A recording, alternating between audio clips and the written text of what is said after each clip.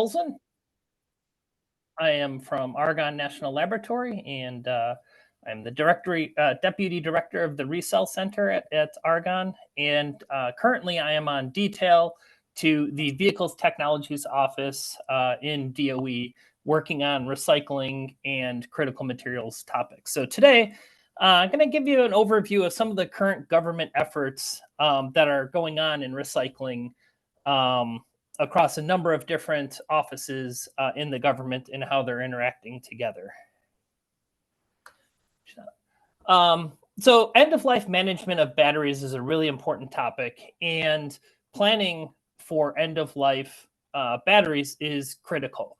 Whether it's an EV, a school bus, a grid storage application, understanding what to do with that battery after it's reached its end of life is critical. Because there could be cost associated with that. And so that might, lend questions to, do I buy a EV or do I lease an EV? Who do I want to be responsible for that battery at the end of life? And what are the costs associated with it? So when discussing these types of products or purchases, end of life has to be considered right off the bat. Another thing is recycling or second life use applications. It's not an either or decision. I've heard a lot of people kind of make that comparison that, it's either recycling or second life. It's not really true, because what happens with those batteries at the end of their second life application? Well, they need to be recycled. They still have the same critical materials content as they did at their end of their first life. And so it's just more a question of, when will batteries be recycled? And how do we maximize the use out of those batteries before we go and recycle them? And for lithium-ion batteries, there's a number of different processes that are being used for recycling. You have a pyrometallurgical process, hydrometallurgical process, and a direct recycling process. And each of these processes has its pros and cons. And they all enter the battery supply chain in different states, as shown in the graphic on the slide. There's not going to be one winning recycling technology. In some cases, if you have a damaged battery, you may not want people, working on a damaged battery to get it down to the module or cell level, where, you could just put that whole pack into a crucible and go with a pyrometallurgical process and just take the hit of not getting all those materials back as you would want to, for the sake of safety. So each one of these technologies, like I said, has got positives and negatives, whether it's safety, cost, number of recoverable materials. It really is going to come down to the recycling companies and the companies that are working with them on what they want to get out and what form do they want to get out. And really, R&D is being performed on all of these recycling technologies to improve the process cost, reduce the environmental impacts of each of these recycling processes, maximize the yields out of them, and reduce the overall process cost. In addition to that, a lot of work is being done on, how do we get batteries from consumers to a recycler? The packaging, the transportation costs are extremely high, could be 30-40% of the overall recycling cost to get batteries from one location to a recycler. And so there's a lot of programs and R&D looking at, how do we minimize those costs as well? So that's the front end recycling processes. And then you have, the pyro, hydro, and direct recycling are kind of the back end recycling processes. So there's a lot of room for improvement in all of these. The good news is, we've got a little bit of a runway on solving all of these problems, because end-of-life batteries probably aren't going to be the main source of recyclable materials until probably 2030, 2035, somewhere in there. Assuming they have, EVs have a 10 to 15 year, life. That's about when we should start seeing end-of-life EVs coming back for recycling in a higher quantity than potentially consumer electronics or manufacturing scrap that also play into recycling. So I think everyone has heard of the bipartisan infrastructure law, and really it has been a great focus for recycling. You can see the bottom three, section 40207 and 40208, are great opportunities focused on end-of-life management and recycling of batteries. So a lot of effort is being put into, what do we do with these materials? How do we secure them for the United States and create a robust domestic supply chain of materials we don't have access to naturally? And so there are currently opportunities in bill in different states. There are some new opportunities that should be coming out shortly. There are some opportunities where proposals are under review. And then there's also been some announced proposals, or awarded proposals already through some of the 40207 B, C, and 40208 topics that you may have seen in last fall. And there were several recycling projects that were awarded those funds as well. So a lot of capital or investment is going into recycling. So it's a really good time to be focused on this. The vehicle technologies is really the driver for a lot of this work. And the vehicle technologies goal is to bring the cost of EV packs down to 75 kilowatt hours by 2030. And so the way VTO has broken up their portfolio on how to enable lower cost batteries is doing research and development and pilot scale work on next generation batteries. So how do we remove some of the more expensive critical materials out of batteries while still maintaining performance?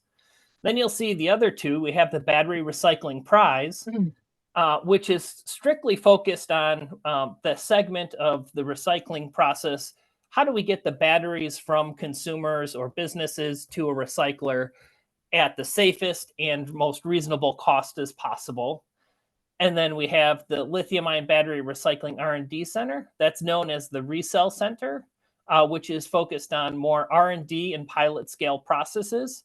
And it's a collaboration of 4 national labs and 4 universities here. And again, we're looking at developing new processes and working with industry to improve their processes and roll out the processes that we're developing at these institutions into industry. And then the third one, again, the fourth one is the Electric Drive Vehicle Battery Recycling and Second Life Program. That's essentially the bill investment programs that the Vehicle Technologies Office is running. So the Battery Prize, I don't know if anyone is familiar with that, but it is actually a continuation. We've had 3 phases already of the Battery Recycling Prize.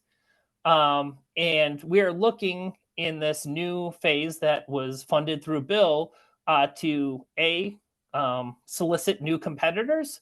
So looking at either single process ideas, partial solutions, or full concept solutions.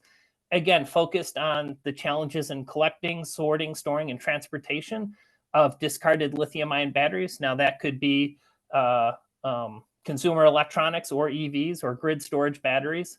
So we're looking to fund new competitors, as well as continuing on some of our teams that have successfully gone through the phase 3 pilot validation. So we're helping them really ramp up their process and move it into industrial scale.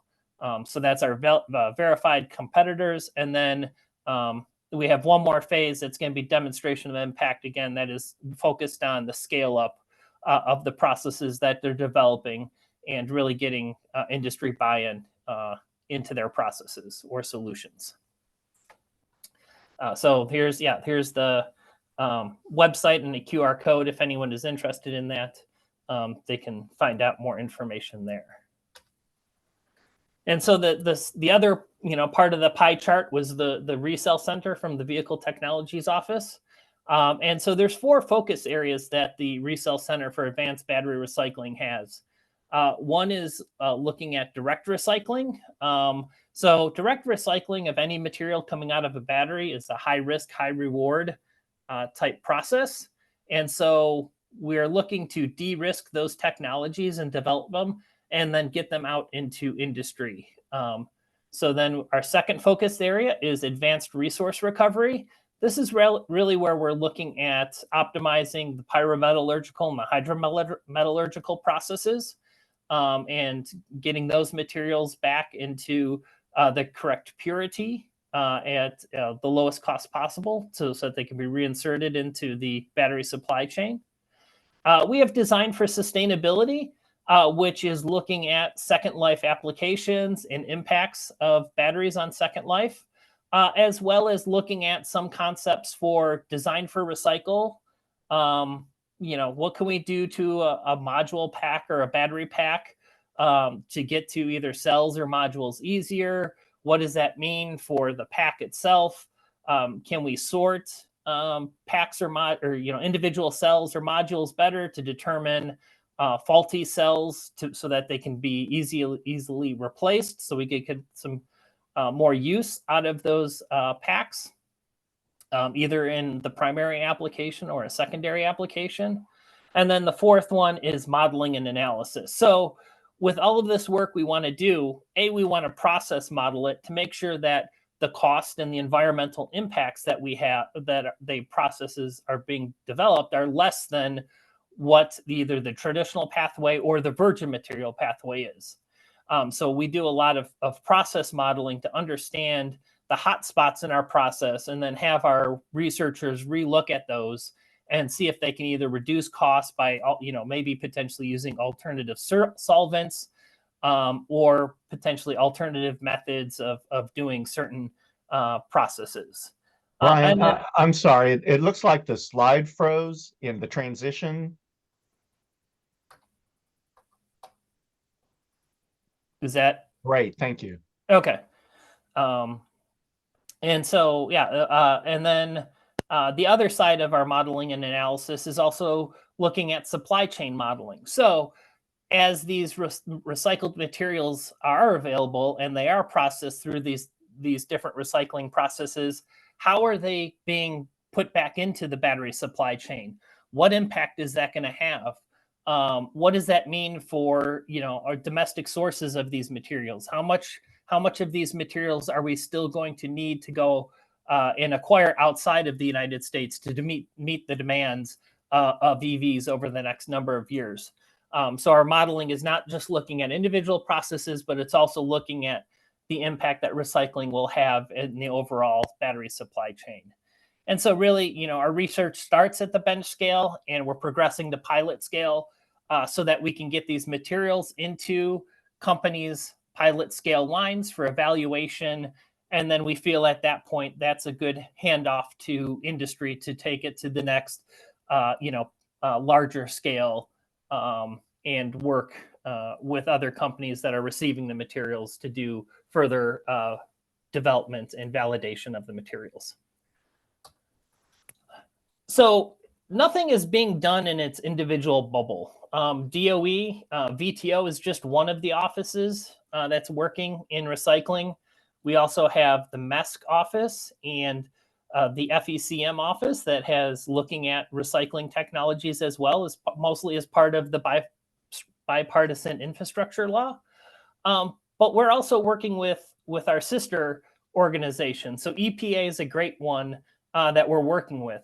So they received funding through the bipartisan infrastructure law to look at best practices for battery recycling, as well as a voluntary battery labeling process.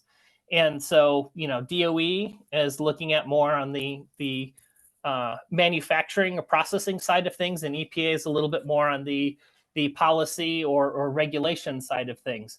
But we're working together to, make sure that each side is jointly making decisions on what is possible, what's positive, what's negatives, where are areas that need to be focused on.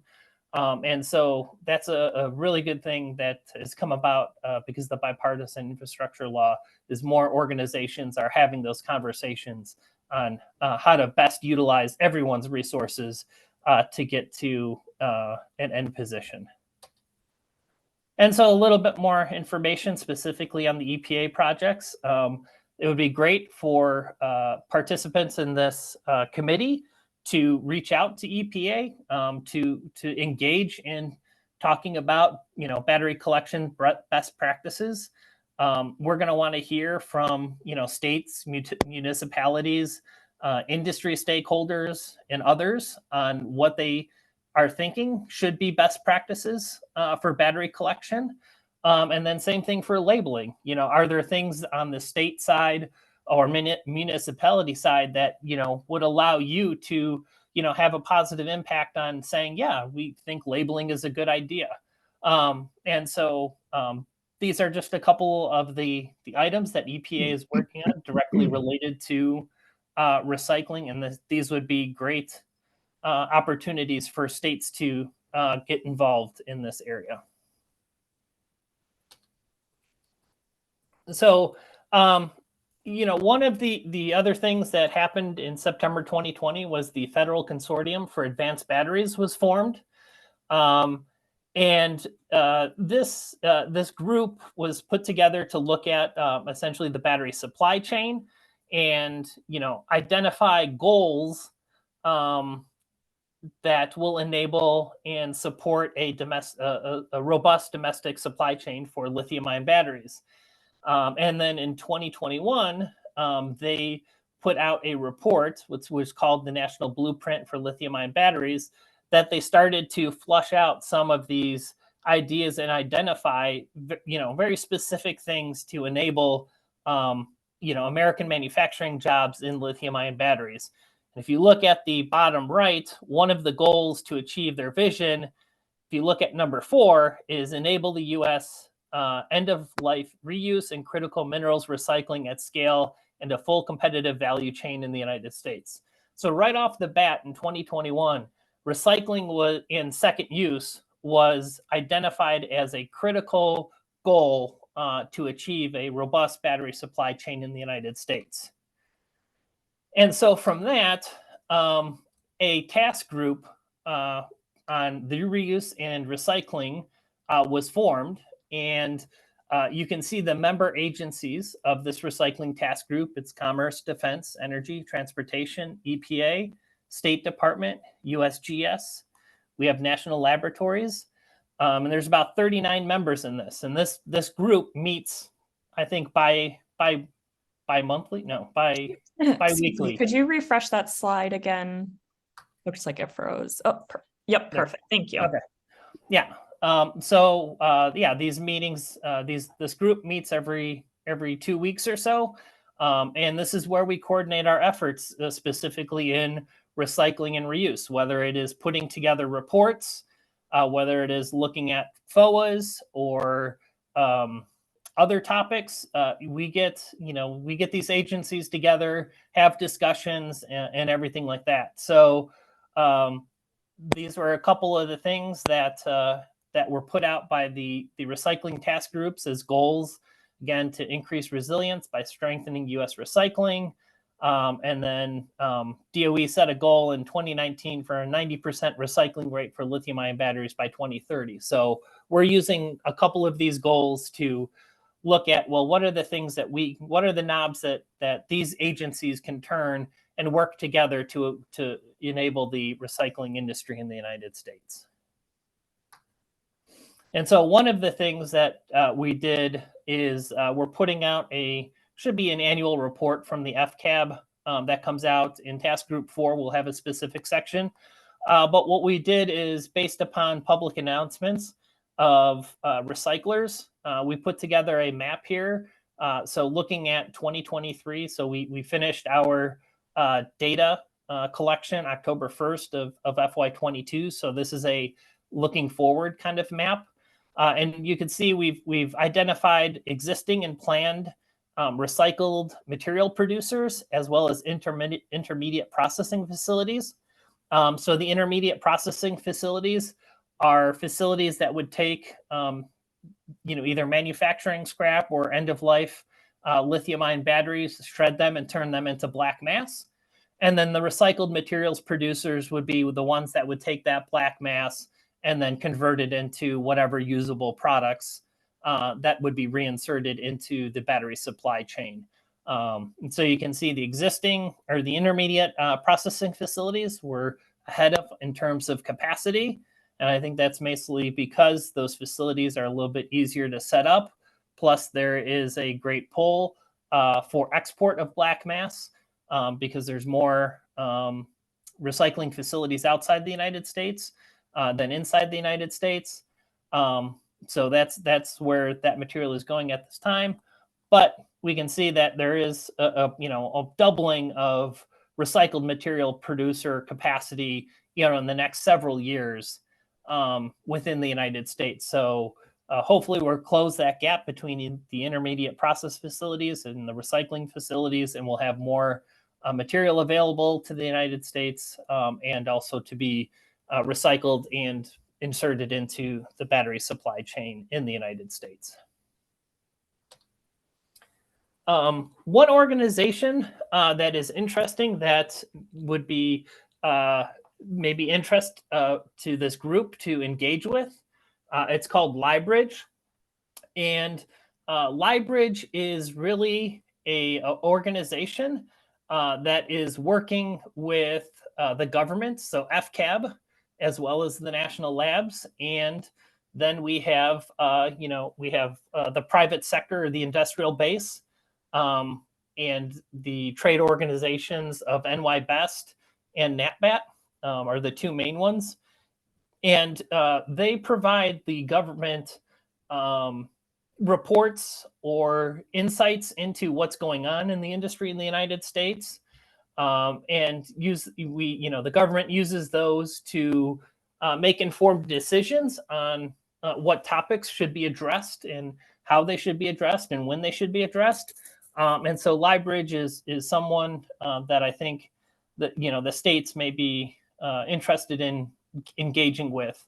And the reason for that is they have six different six different topic areas that they're looking at in terms of focus areas. And so they have technology, innovation, and transparency, demand, supply, and availability, economic competitiveness, manufacturing and infrastructure, workforce and communities, and some, moving, how do you move forward with some of these things?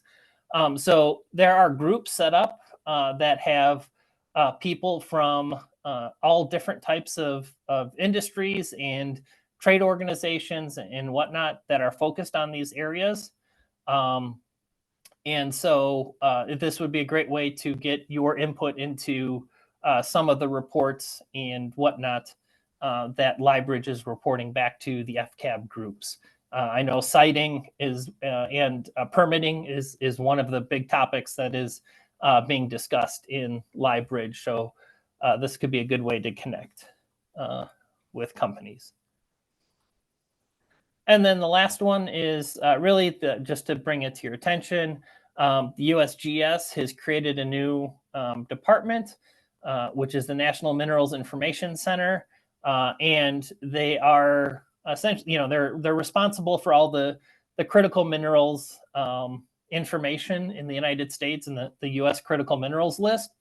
But one of the new aspects that they're focusing on is the Industrial Battery Recycling Survey.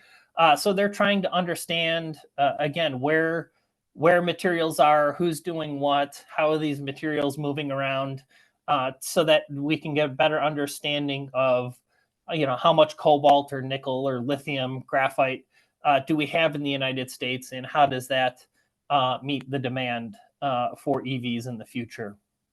And so that would be something, again, the states may not be, directly involved in that, but if there's a way to suggest to your constituents to participate in things like this, the Industrial Battery Recycling Survey, that would help the FCAB groups out understand what's going on in your locales.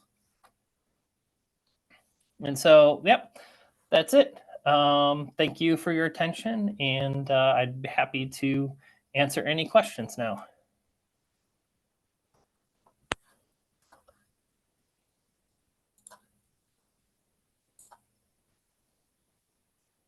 Great, thanks, Bryant. Oh, my froze for a second. Great. So we will actually hand it over to Morgan from Redwood Materials, and then after her presentation, we can move into a Q&A.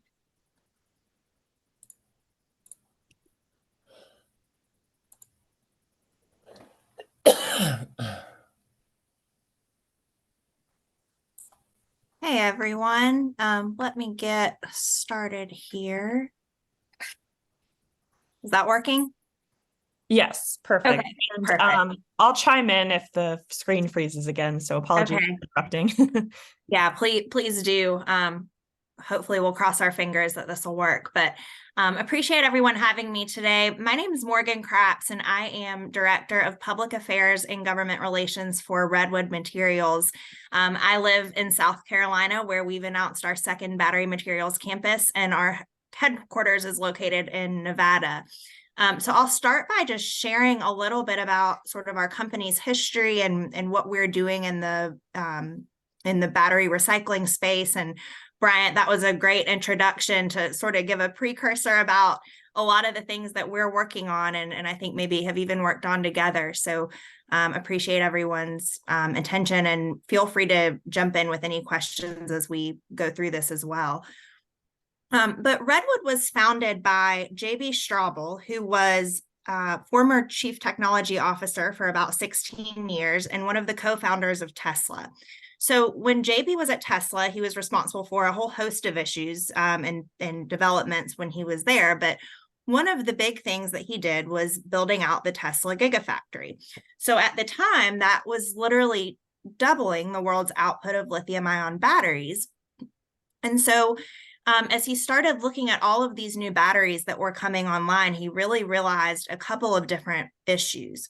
The first was that the supply chain for these batteries was located all over the world. And so if you think about a bowl of spaghetti or a cat's cradle, that's what it looks like in order to get the critical metals that are needed for these batteries. The other issue that he realized was that as the demand for these lithium-ion batteries continued to grow into the future, we would have all of these batteries at some point reaching the end of their lifetime. And so was there a way that we could reuse and recycle these batteries to create a domestic supply chain for these critical battery materials and make it a more sustainable process as we accelerate the transition to electric vehicles?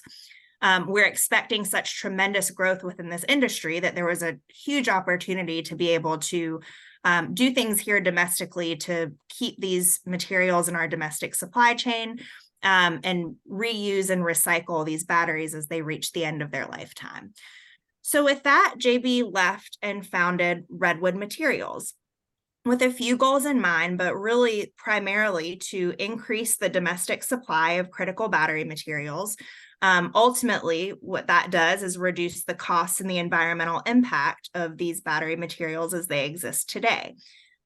When we think about a battery, the most expensive part of the battery is the cathode, which really contains a few different things, but primarily cathode active material. So by creating a domestic supply for these cathode active materials and also materials for the anode, we're able to reduce the cost of the battery cells, which ultimately reduce the cost of the battery packs and the electric vehicles, which make them more accessible for consumers.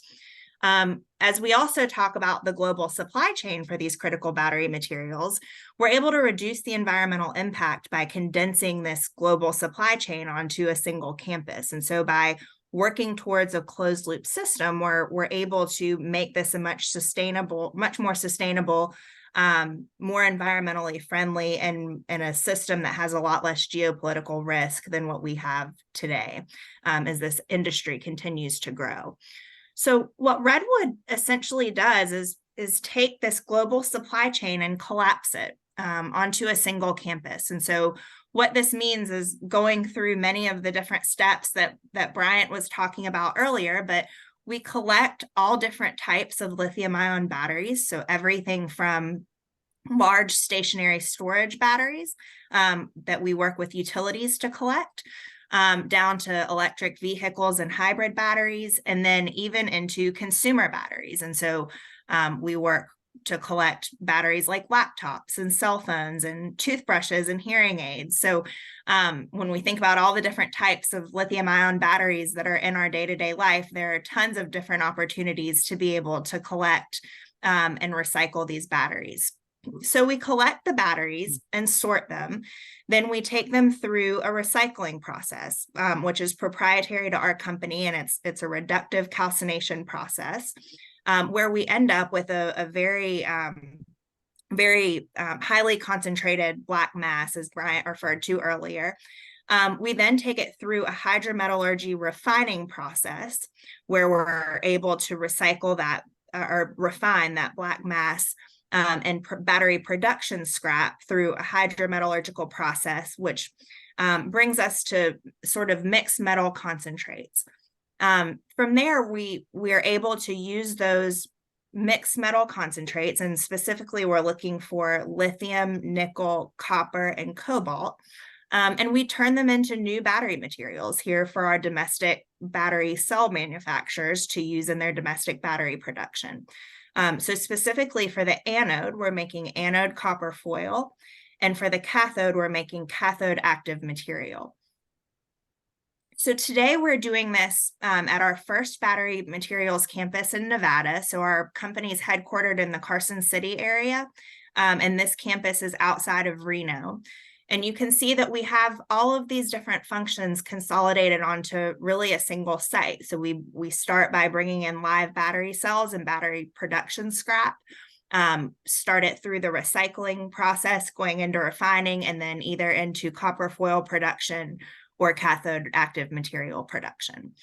We also have some very significant warehouse space that's under construction right now and will be completed very, very soon. So the large buildings that you see at the bottom are currently under construction, and we'll start our large scale cathode production sometime very soon as well. So today we have our recycling, our refining, our copper foil operations all under production, as well as our lab scale cathode material. And then our second battery materials campus was announced late last year in South Carolina. So outside of Charleston, if you're familiar with South Carolina, adjacent to where Volvo's located. And for those of you familiar with the Reno area in Nevada, we're right down the street from the Tesla Gigafactory where Tesla and Panasonic are located. But for our South Carolina facility, we've got about 600 acres there, along with rail access, which is a really exciting thing for us with that specific site. And we'll plan to hire about 1,500 people and invest about $3.5 billion at that site. So it will look very similar to what we see in Nevada in terms of having buildings with different functions throughout the life cycle of that battery, from end of life all the way through to the new battery materials. But we'll do the calcination followed by refining with our hydrometallurgy into full production for battery materials. So we'll be breaking ground on that early next year, and we're super excited to begin ramping up our campus in South Carolina. When we talk about where we're getting these batteries, we have all different types of partnerships, which I think is important to highlight. OEMs and EVs are a huge part of our business. And so working with both battery cell producers like Panasonic, as well as vehicle OEMs, so companies like Toyota, Ford, Volvo, Audi, Volkswagen, are all very important partners of ours. We've got really, when we talk about our partnerships, a couple of different types. We've got our upstream partners and our downstream partners. So what's really sort of unique about our company is that we have the ability to both recycle for companies and then also to provide those critical battery materials back. And so Panasonic is a great example of that closed loop system where we're actually able to recycle battery scrap from Panasonic, and then we provide them back with new battery materials to be used in their production process. So it really is creating a closed loop system for these critical battery materials as companies look to enhance their sustainability goals and try to close the loop on these processes. All of that being said, we're not just limited to vehicles. And so we work with everything from e-bikes to scooters, down to consumer electronics. And something interesting for this group is that we're doing more and more now with energy storage. And so we've worked in the past with the Southern Company in Georgia to decommission a project there. We also recently worked with Kauai in Hawaii to decommission another utility scale project there. So we're really, we have a robust group of types of lithium-ion batteries that we work with and that we're able to recycle through this process. I did want to just touch on a couple. Delaney mentioned public-private partnerships. And so certainly we've got plenty of private partners as we highlighted in the slide before, but we've also worked through public-private partnerships and in partnership with states as well to be able to enhance and try to grow the recycling rates for these batteries. So in 2021, we did a pilot program in California, and as we all know, California is really a leader in the EV space and has had probably the quickest adoption of EVs. And so in 2021, we worked with the governor's office in California, as well as several automotive OEMs, which included Toyota, Ford, Volkswagen, and Volvo. As well as many groups within the dismantler community to do a pilot program where we actually were able to track and collect EV and hybrid batteries to see the progress that we were making towards recycling. So that was a very successful program, and we learned a lot from that program. I think it was very helpful to be able to see how we were growing this recycling rate and how we were able to collect in partnership with the OEMs, these end-of-life hybrid and EV batteries. It also showed us that, and I saw one of the questions in the chat, it also showed us that many of the automotive manufacturers are very invested in trying to make sure that these batteries are responsibly recycled. And so although this was sort of a pilot program and a kickoff to what we're doing today, as you saw with our partnerships in the partnership slide that I shared, we work with many OEMs and there's a tremendous appetite from the automotive community to make sure that these batteries are recycled responsibly and then put back into the supply chain for reuse. I also mentioned our energy storage systems and our work to decommission those. And so very recently, we announced a partnership in Hawaii, and Hawaii is also a leader in the solar energy space and certainly was one of the first adopters of that technology. So we recently worked with the Kauai Island Utility Cooperative in Kauai to decommission one of their first storage projects.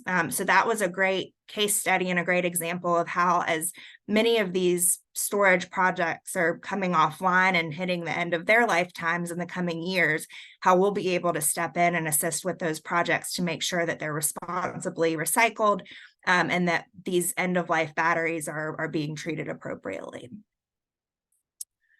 And finally, if we were in person, I would ask you to raise your hands, but instead I'll ask you to just consider all of the different types of lithium-ion batteries that you use on a day-to-day basis.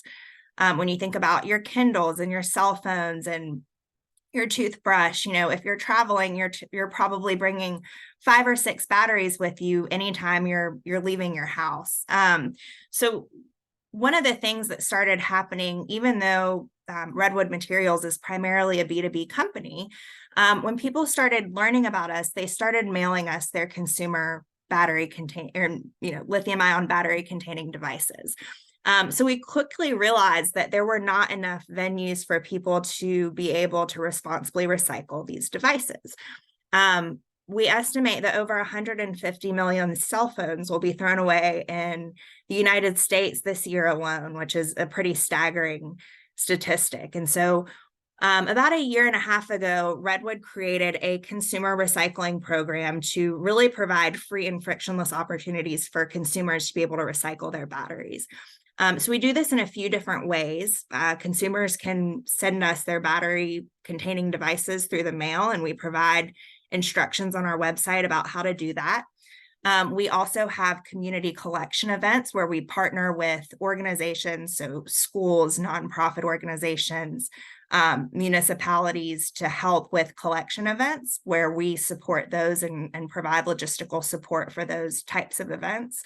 And then we also have nationwide drop-off locations. So we've got close to 100 locations throughout the country, and we've partnered with Audi and Volkswagen. So we're present in a lot of their dealerships across the country, but also in other locations as well, where consumers can actually come in and drop off their devices at those locations, and then we'll ship them to Redwood for responsible recycling. So that's been a very successful program and one that we hope to very much continue to grow, but look forward to partnering with municipalities and hopefully many of your areas as we continue to expand this program and provide those opportunities for consumers. So with that, I'll be happy to take any questions, and again, appreciate the time and attention. Thank you. Great, thanks, Morgan. That was really informative. We definitely have some questions in the chat, so let's see here. If anybody that asked them in the chat wants to hop off, or if Morgan or Bryant, you want to answer the first few, go ahead. Delaney, why don't we do that this way? First, thank you, Morgan and Bryant. This is wonderful information, and it's obviously of great pith and moment. Our legislature has acted, and I'm grateful to see our colleagues here from Ecology who are leading the effort in the state of Washington. Please, I see there are two questions in the chat, although Mike's might have been answered. Morgan, if you wanted to go ahead and lead with what you wanted. Otherwise, y'all please use the hand raise or place the question in chat, and we'll call them as we see them.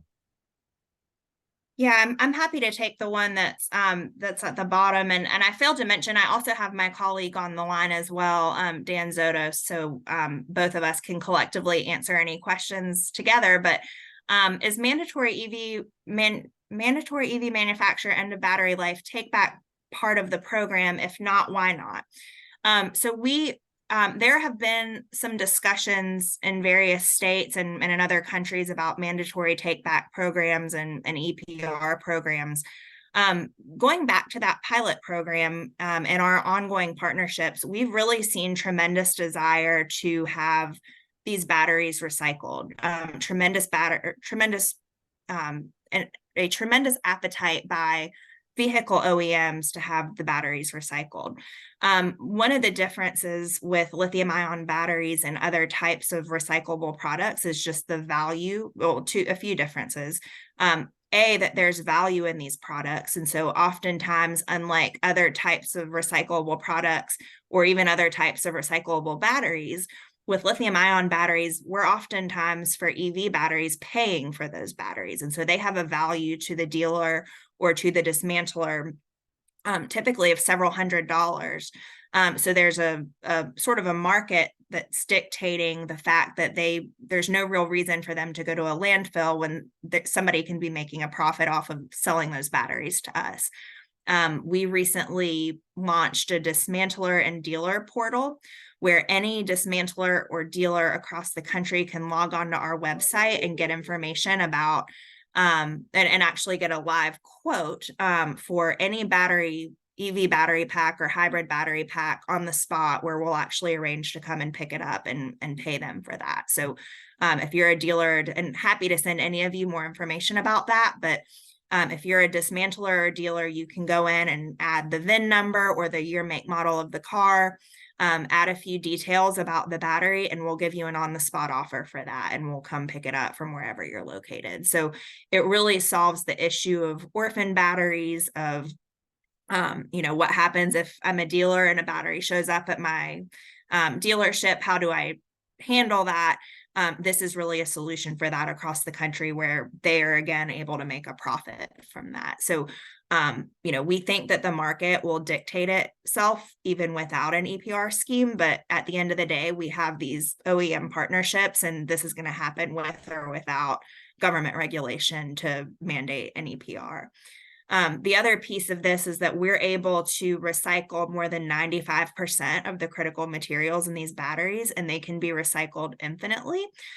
So they can be reused over and over again, which is one of the reasons why I think there's so much value in these battery parts.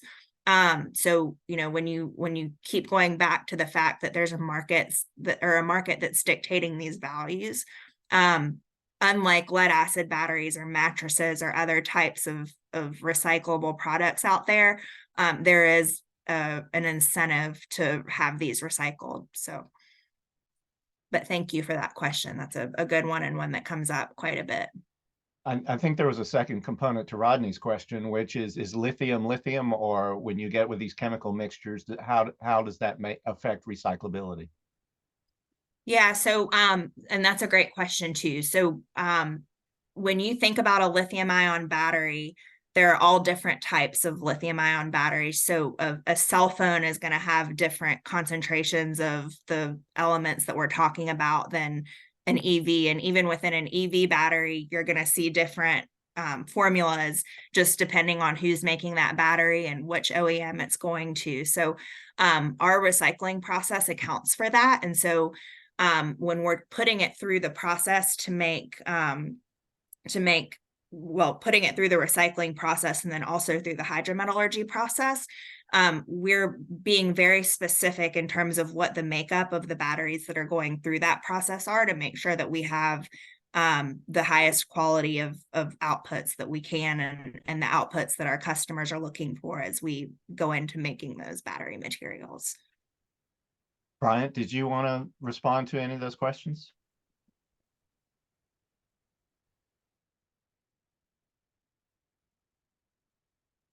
I see also that Daniel has placed in the chat a link to Redwood Materials' work, and we appreciate very much. We've had conversations with Redwood, your leadership in this very difficult area.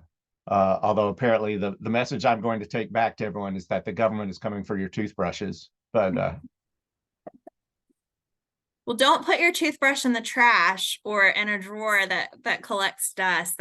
I think that's our big message with that is, you know, if rather than letting something collect dust or collect even worse in a landfill, there is a way to responsibly recycle it, and so that we can continue to put it back into the supply chain. So let's direct the next question to Bryant, which was Mike's question. Do you see, as a matter of policy, do you see a movement to make the battery manufacturer liable for end of life?